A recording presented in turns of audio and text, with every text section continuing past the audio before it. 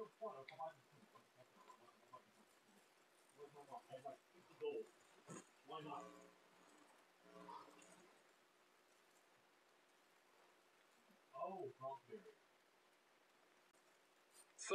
bardo, the period of re-entry, Sidpa bardo. Introduction.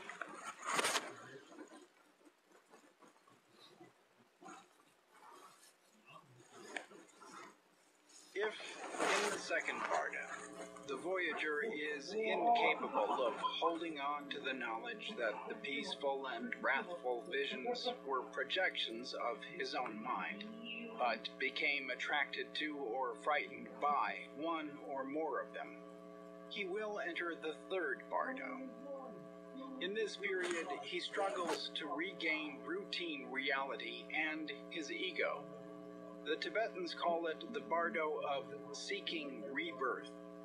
It is the period in which the consciousness makes the transition from transcendent reality to the reality of ordinary waking life. The teachings of this manual are of the utmost importance if one wishes to make a peaceful and enlightened re-entry and avoid a violent or unpleasant one. In the original Bardo Todal, the aim of the teachings is liberation, i.e., release from the cycle of birth and death. Interpreted esoterically, this means that the aim is to remain at the stage of perfect illumination and not to return to social game reality. Only persons of extremely advanced spiritual development are able to accomplish this by exercising the transference principle at the moment of ego death. For average persons who undertake a psychedelic voyage, the return to game reality is inevitable. Such persons can and should use this part of the manual for the following purposes. 1. To free themselves from third bardo traps. 2. To prolong the session, thus assuring a maximum degree of illumination. 3. To select a favorable re-entry, i.e., to return to a wiser and more peaceful post-session personality. Although no definite time estimates can be given, the Tibetans estimate that about 50% of the entire psychedelic experience is spent in the third bardo by most normal people.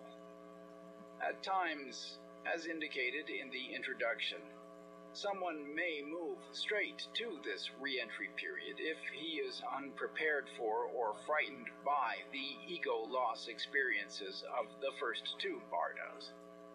The types of re-entry made can profoundly color the person's subsequent attitudes and feelings about himself and the world for weeks or even months afterwards. A session which has been predominantly negative and fearful can still be turned to great advantage, and much can be learned from it, provided the re-entry is positive and highly conscious. Conversely, a happy and revelatory experience can be made valueless by a fearful or negative re-entry. The key instructions of the third bardo are 1. Do nothing. Stay calm, passive, and relaxed, no matter what happens. And 2. Recognize where you are. If you do not recognize, you will be driven by fear to make a premature and unfavorable re-entry. Only by recognizing can you maintain that state of calm, passive concentration necessary for a favorable re-entry. That is why so many recognition points are given. If you fail on one, it is always possible, up to the very end, to succeed on another. Hence, these teachings should be read carefully and remembered well. In the following sections, some of the characteristic third bardo experiences are described. In Part 4, instructions are given appropriate to each section.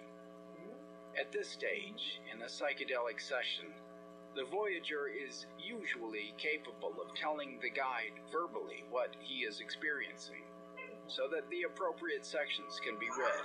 That is why so A many wise guide recognition can points often are given. sense the precise nature of the ego's struggle without words. To The succeed voyager on will another. usually not experience all of these states, but only one or some of them. Or sometimes the return to reality can take completely new and unusual turns. In such a case, the general instructions for the third bardo should be emphasized. 1. General description of the third bardo.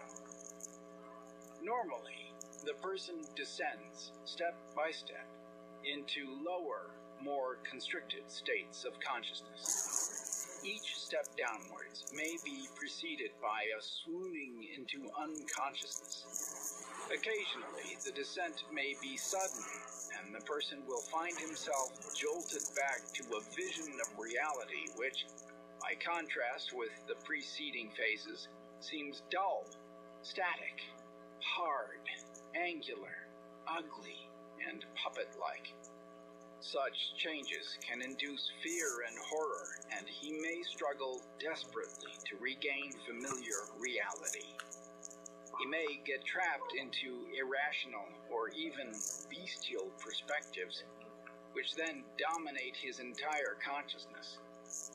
These narrow, primitive elements stem from aspects of his personal history, which are usually repressed. The more enlightened consciousness of the first two bardos and the civilized elements of ordinary waking life are shelved in favor of powerful, obsessive, primitive impulses, which, in fact, are merely faded and incoherent instinctual parts of the voyager's total personality.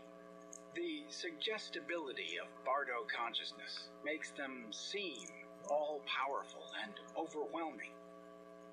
On the other hand, the voyager may also feel that he possesses supernormal powers of perception and movement, that he can perform miracles, extraordinary feats of bodily control, etc.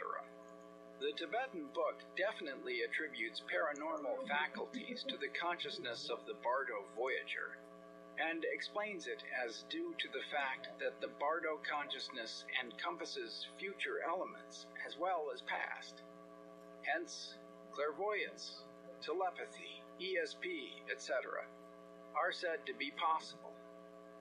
Objective evidence does not indicate whether this sense of increased perceptiveness is real or illusory.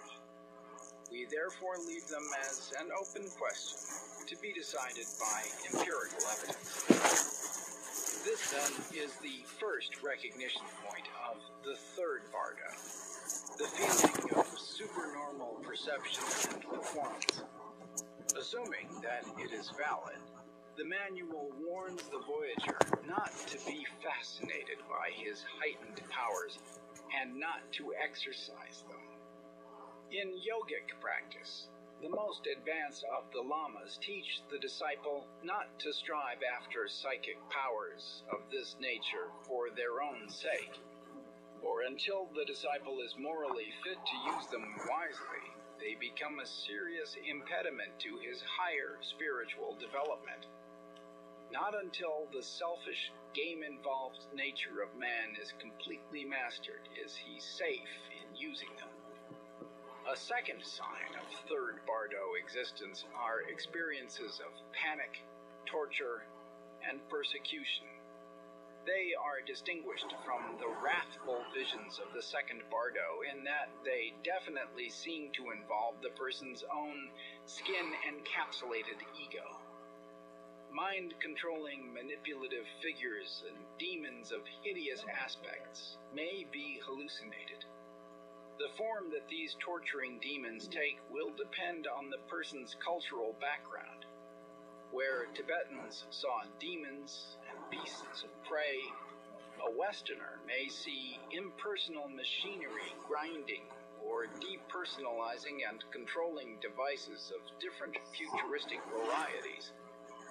visions of world destruction, dying in space fiction modes, and hallucinations of being engulfed by destructive powers will likewise come, and sounds of the mind-controlling apparatus, of the combine's fog machinery, of the gears which move the scenery of the puppet show, of angry, overflowing seas, and of the roaring of fire and of fierce winds springing up, and of mocking laughter.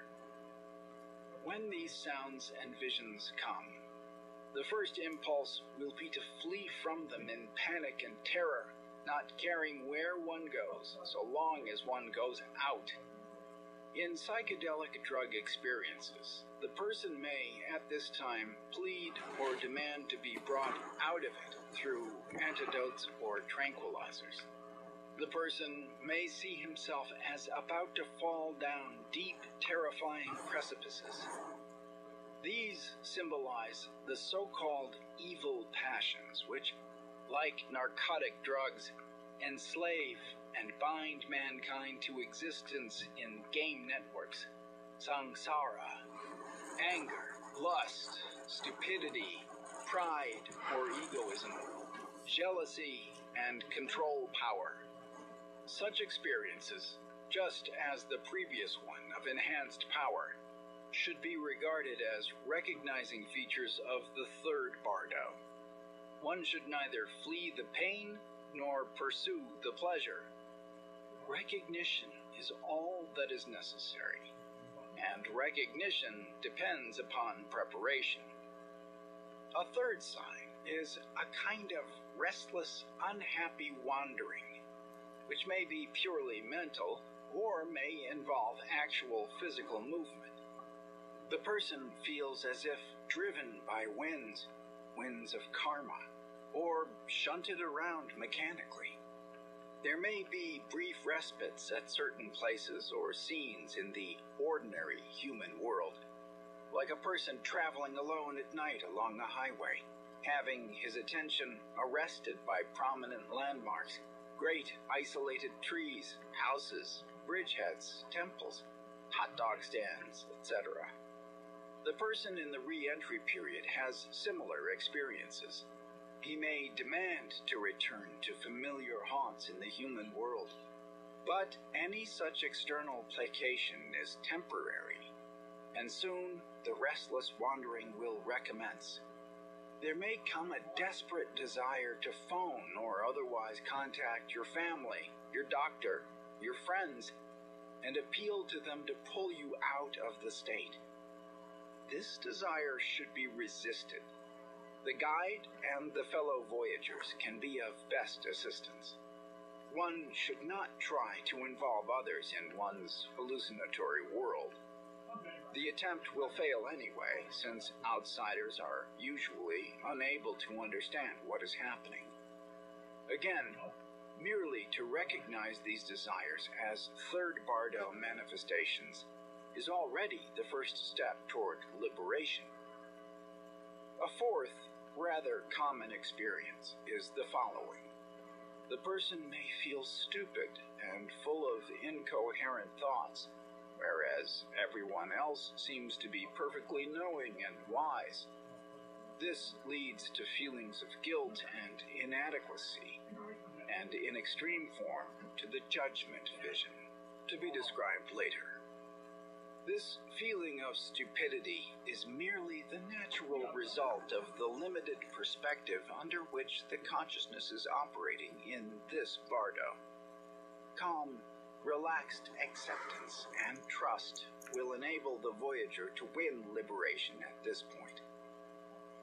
Another experience, the fifth recognizing feature, which is especially impressive when it occurs suddenly, is the feeling of being dead, cut off from surrounding life, and full of misery. The person may, with a jolt, awake from some trance-like swoon and experience himself and the others as lifeless robots, performing wooden, meaningless gestures. He may feel that he will never come back and will lament his miserable state. Again, such fantasies are to be recognized as the attempts of the ego to regain control. In the true state of ego death, as it occurs in the fourth or second bardos, such complaints are never uttered. Sixth, one may have the feeling of being oppressed or crushed or squeezed into cracks and crevices amidst rocks and boulders. Or the person may feel that a kind of metallic net or cage may encompass him. This symbolizes the attempts prematurely to enter an ego robot which is unfitting or unequipped to deal with the expanded consciousness. Therefore, one should relax the panicky desire to regain an ego. A seventh aspect is a kind of gray twilight-like light suffusing everything, which is in marked contrast to the brilliantly radiating lights and colors of the earlier stages of the voyage. Objects, instead of shining, glowing, and vibrating, are now dully colored, shabby, and angular. The recording contains general instructions for the third bardo state and its recognizable features. Any or all of the passages may be read when the guide senses that the voyager is beginning to return to the ego. 2. Re-entry visions. In the preceding section, the symptoms of re-entry were described, the signs that the voyager is trying to regain his ego. In this section are described visions of the types of re-entry one can make. The Tibetan manual conceives of the voyager as returning eventually to one of 6 worlds of game existence, samsara. That is, the re-entry to the ego can take place in one of 6 levels, or as one of 6 personality types. 2 of these are higher than the normal human. 3 are lower. The highest, most illuminated level is that of the devas, who are what Westerners would call saints, sages, or divine teachers. They are the most enlightened people walking the earth. Gautama Buddha, Lao Tse, Christ. The second level is that of the asuras, who may be called titans or heroes, people with a more than human degree of power and vision. The third level is that of most normal human beings, struggling through game networks, occasionally breaking free. The fourth level is that of primitive and animalistic incarnations. In this category, we have the dog and the cock, symbolic of hypersexuality concomitant with jealousy. The pig, symbolizing lustful stupidity and uncleanliness. The industrious hoarding ant. The insect or worm, signifying an earthy or groveling disposition. The snake, flashing in anger. The ape, full of rampaging, primitive power. The snarling wolf of the steppes. The bird soaring freely. Many more could be enumerated. In all cultures of the world, people have adopted identities in the images of animals. In childhood and in dreams, it is a process familiar to all.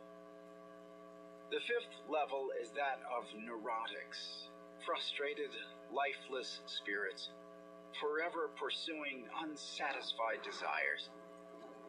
The sixth and lowest level is hell, or psychosis.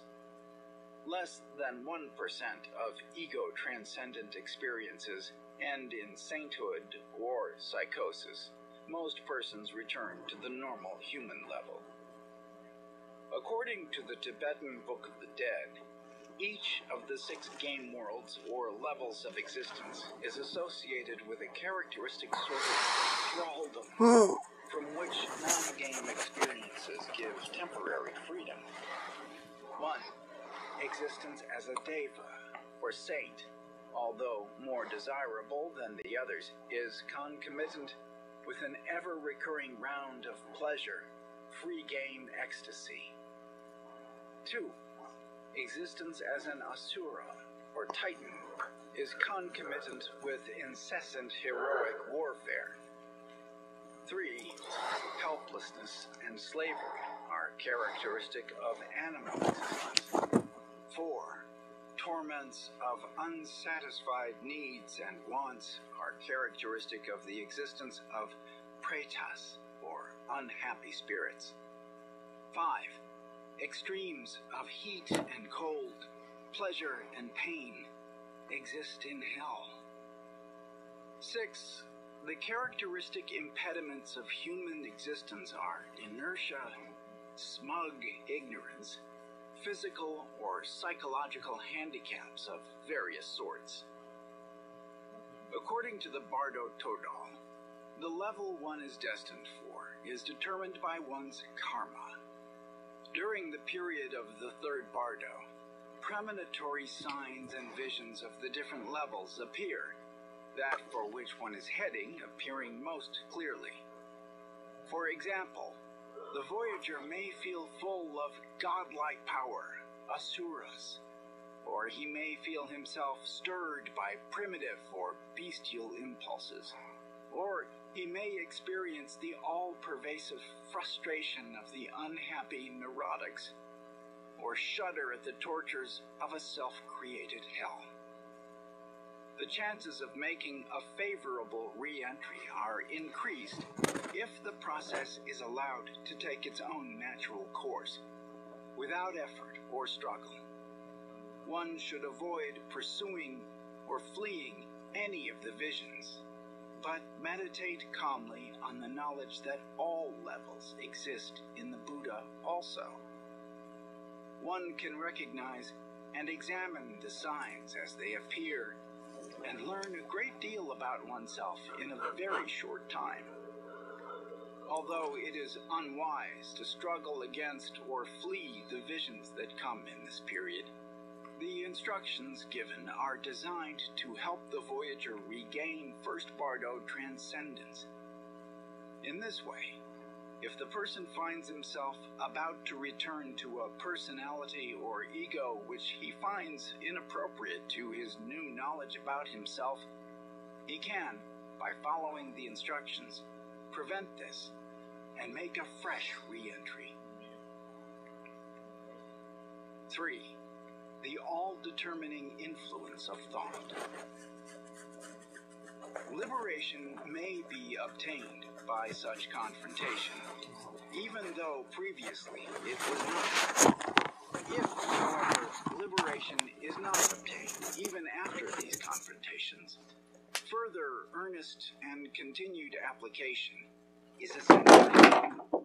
Should you feel attachment to material possessions, to old games and activities, or if you get angry because other people are still involved in pursuits that you have renounced, this will affect the psychological balance in such a way that even if designed to return at a higher level, you will actually enter on a lower level in the world of unsatisfied spirits, neurosis. On the other hand, even if you do feel attached to worldly games that you have renounced, you will not be able to play them, and they will be of no use to you. Therefore, abandon weakness and attachment to them. Cast them away wholly. Renounce them from your heart. No matter who may be enjoying your possessions, taking your role, have no feelings of miserliness or jealousy, but be prepared to renounce them willingly. Think that you are offering them to your internal freedom and to your expanded consciousness. Abide in the feeling of non-attachment, devoid of weakness and craving. Again, when the activities of the other members of the session are wrong, careless, inattentive, or distracting, when the agreement or contract is broken, and when purity of intention is lost by any participant, and frivolity and laxness take over, all of which can clearly be seen by the Bardo Voyager. You may feel lack of faith and begin to doubt your beliefs. You will be able to perceive any anxiety or fear, any selfish actions, egocentric conduct, and manipulative behavior. You may think, alas, they are playing me false, they have cheated and deceived. If you think thus, you will become extremely depressed, and through great resentment, you will acquire disbelief and loss of faith instead of affection and humble trust. Since this affects the psychological balance, re-entry will certainly be made on an unpleasant level. Such thinking will not only be of no use, but it will do great harm. However improper the behavior of others, think thus: what? How can the words of a Buddha be inappropriate? It is like the reflection of blemishes on my own face which I see in a mirror. My own thoughts must be impure. As for these others, they are noble in body, holy in speech, and the Buddha is within them. Their actions are lessons for me. Thus thinking, put your trust in your companions, and exercise sincere love towards them. Then whatever they do will be to your benefit. The exercise of that love is very important. Do not forget this. Again, even if you were destined to return to a lower level, and are already going into that existence, yet through the good deeds of friends, relatives, participants, learned teachers who devote themselves wholeheartedly to the correct performance of beneficent rituals, the delight from your feeling, greatly cheered at seeing them, will, by its own virtue, so affect the psychological balance that even though heading downwards, you may yet rise to a higher and happier level. Therefore, you should not create selfish thoughts, but exercise pure affection and humble faith towards all, impartially. This is highly important. Hence, be extremely careful. The instructions given concerning the influence of thought are useful in any phase of the third bardo, but particularly if the Voyager is reacting with suspicion or resentment to other members of the group, or to his own friends and relatives. 4. Judgment Visions. The judgment vision may come. The third bardo blame game. Your good genius will count up your good deeds with white pebbles, the evil genius the evil deeds with black pebbles. A judgment scene is a central part of many religious systems, and the vision can assume various forms. Westerners are most likely to see it in the well-known Christian version.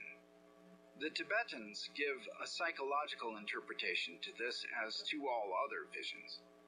The judge, or Lord of Death, symbolizes conscience itself in its stern aspect of impartiality and love of righteousness.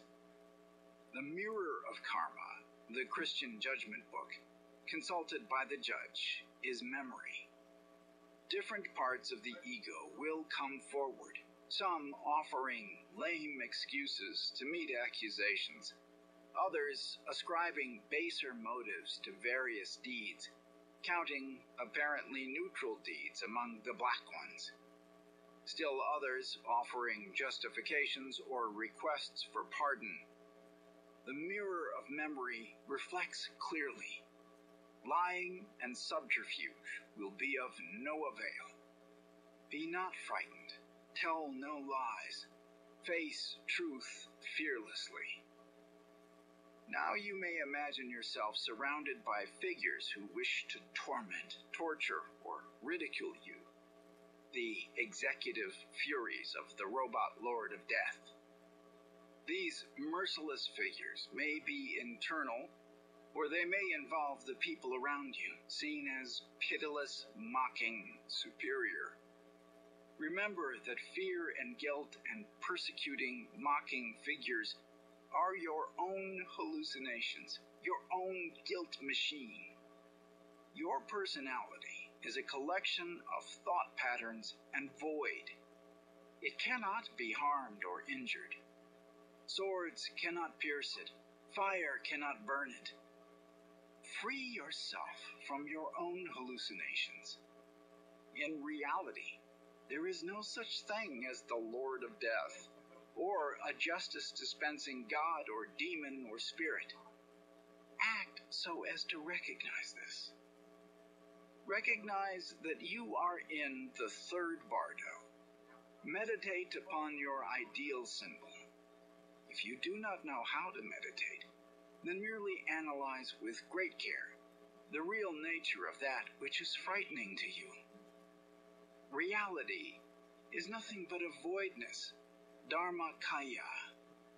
That voidness is not of the voidness of nothingness, but a voidness at the true nature of which you feel awed, and before which your consciousness shines more clearly and lucidly.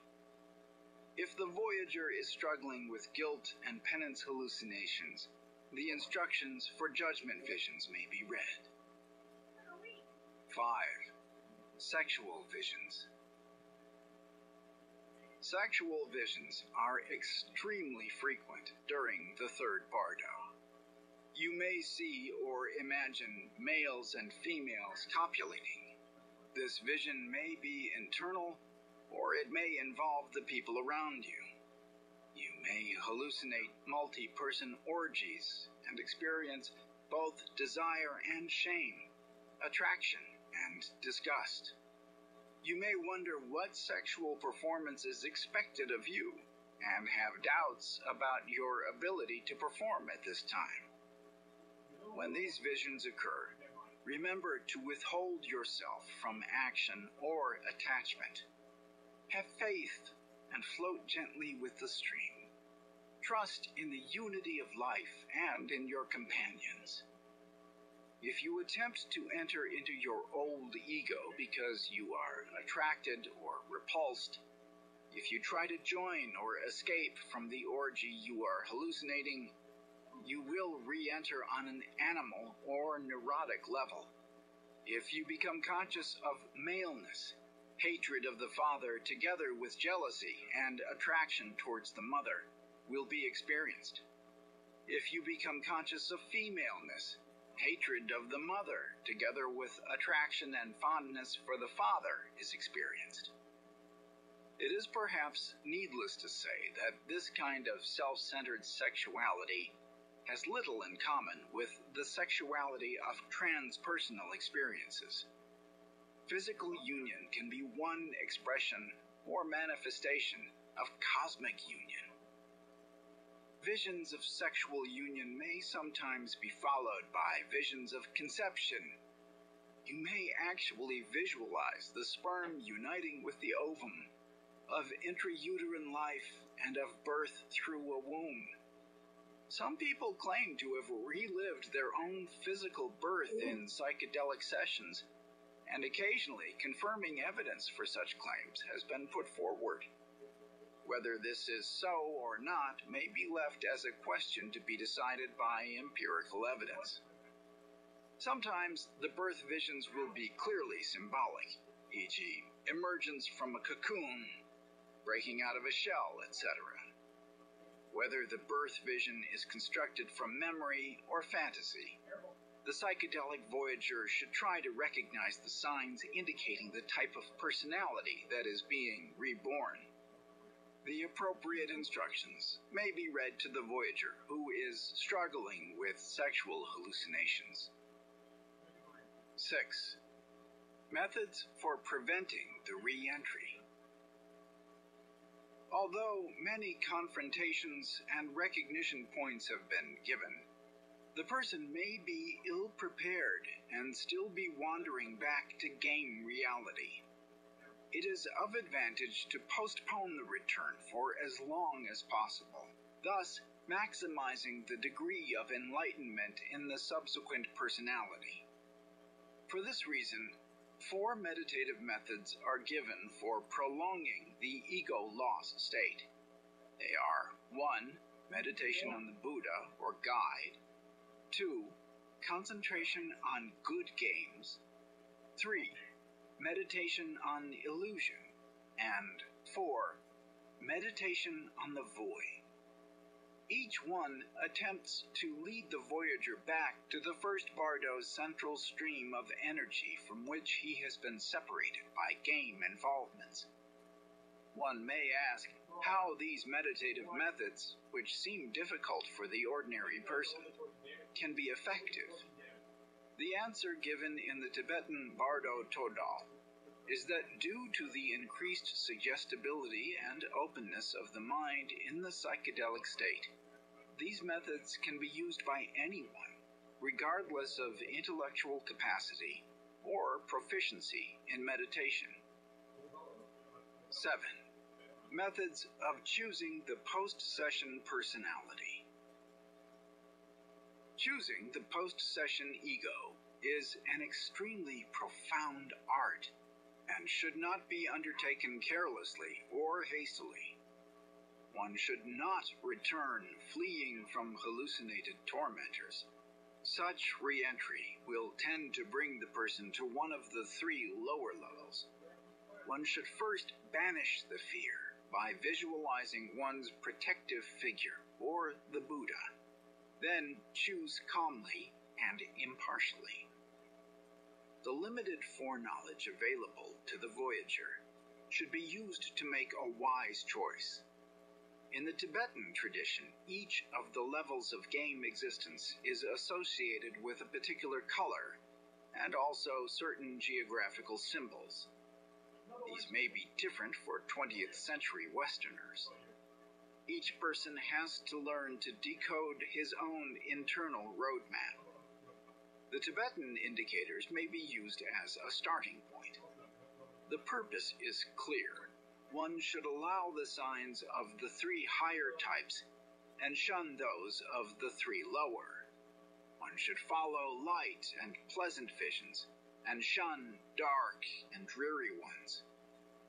The world of saints, devas, is said to shine with a white light and to be preceded by visions of delightful temples and jeweled mansions. The world of heroes, asuras, has a green light and is signaled by magical forests and fire images. The ordinary human world has a yellow light.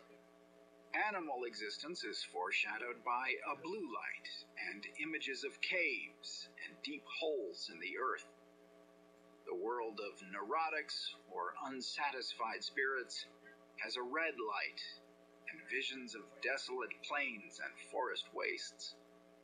The hell world emits a smoke-colored light and is preceded by sounds of wailing, visions of gloomy lands, black and white houses, and black roads along which you have to travel. Use your foresight to choose a good post-session robot. Do not be attracted to your old ego. Whether you choose to pursue power or status or wisdom or learning or servitude or whatever, choose impartially without being attracted or repelled. Enter into game existence with good grace, voluntarily and freely. Visualize it as a celestial mansion, i.e., as an opportunity to exercise game ecstasy. Have faith in the protection of the deities and choose.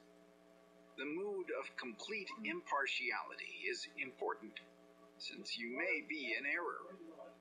A game that appears good may later turn out to be bad. Complete impartiality, freedom from want or fear, ensure that a maximally wise choice is made. As you return, you see spread out before you the world, your former life, a planet full of fascinating objects and events. Each aspect of the return trip can be a delightful discovery. Soon you will be descending to take your place in worldly events. The key to this return voyage is simply this: take it easy, slowly, naturally. Enjoy every second. Don't rush. Don't be attached to your old games. Recognize that you are in the re-entry period. Do not return with any emotional pressure. Everything you see and touch can glow with radiance. Each moment can be a joyous discovery. Here ends the third bardo, the period of re-entry. General conclusion. Well prepared.